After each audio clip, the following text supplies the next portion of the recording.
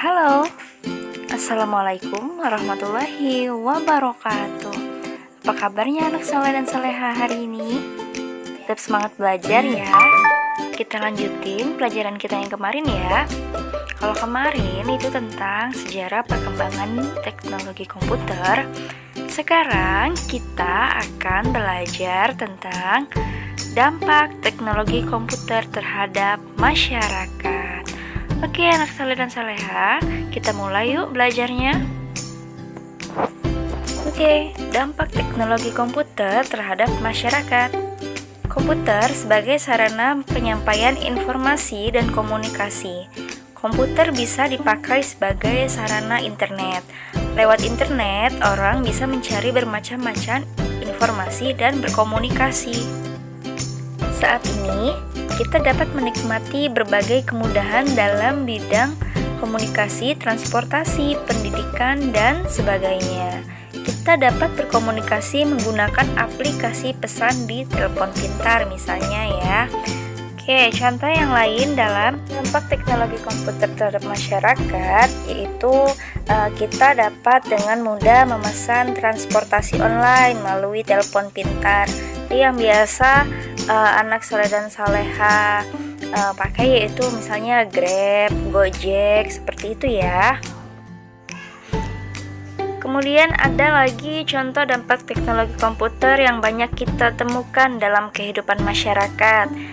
Yang pertama yaitu belanja daring atau online shop, yaitu kegiatan jual beli barang atau jasa yang dilakukan secara online. Pasti anak soleh dan soleha juga pernah ya yang namanya belanja online tuh.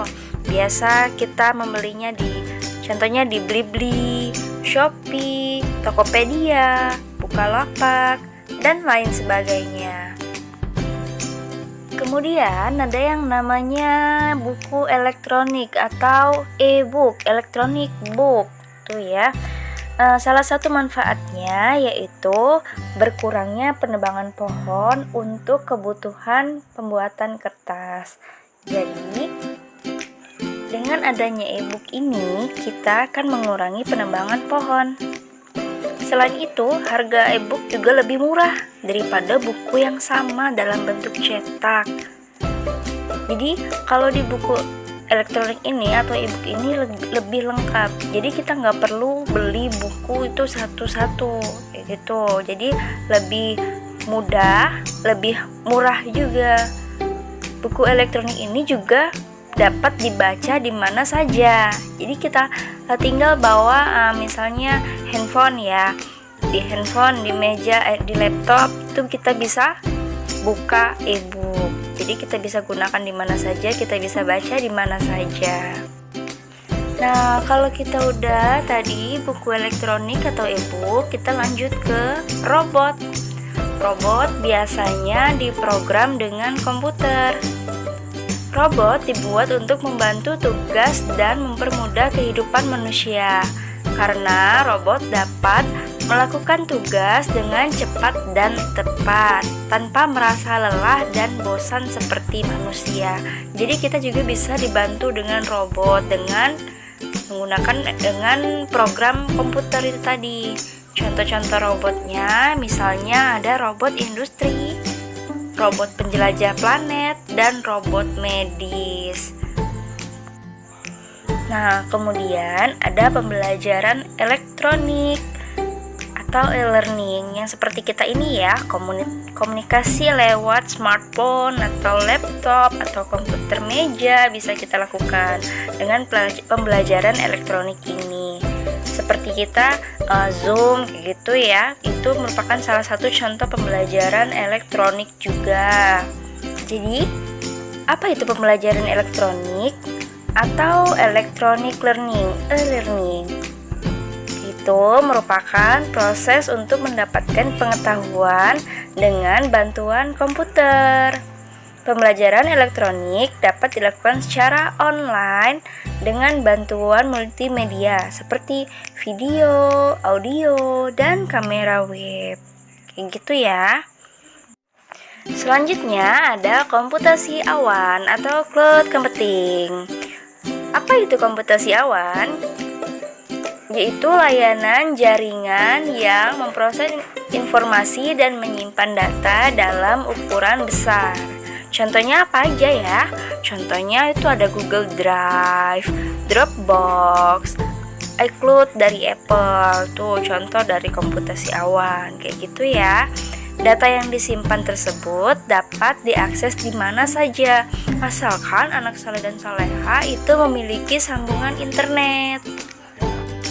Terus ada lagi sistem posisi global atau Global Positioning System yang biasa kita sebut dengan GPS. Pasti anak saleh dan saleha semuanya pada tahu ya apa itu GPS.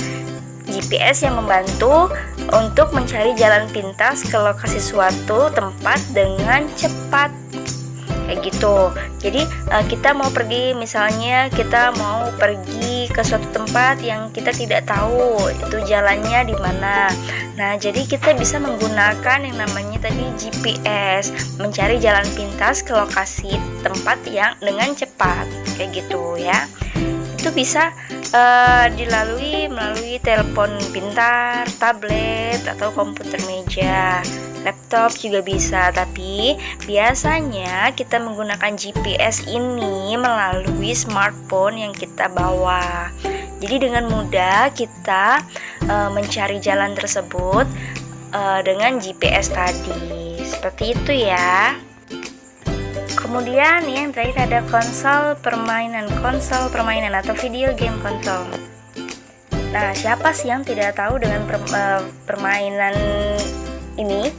Itu contohnya itu PlayStation. Pasti anak saleh dan saleha di rumah memiliki PlayStation atau PS ya, PS2, 3, 4, serta 5, kayak gitu. Pasti semuanya udah pada kenal ya dengan namanya konsol permainan ini. Itu tadi contohnya PlayStation. Oke, pasti banyak ya game-game yang ada di smartphone kalian ataupun di komputer kalian. Bukan hanya PS aja atau PlayStation aja. Ada game yang online maupun game yang offline. Oke ya, itu tadi mungkin dampak dari teknologi komputer terhadap masyarakat. Mungkin sampai di situ dulu pembelajaran kita hari ini. Oke, anak saleh dan saleha, semoga pembelajaran kita hari ini bermanfaat bagi kita semua. Anak saleh dan saleha, tetap semangat ya dalam belajar. Jangan malas-malasan. Oke. See you, sampai ketemu lagi di pembelajaran selanjutnya dengan Bunda Santi. Terima kasih. Assalamualaikum warahmatullahi wabarakatuh. Bye bye.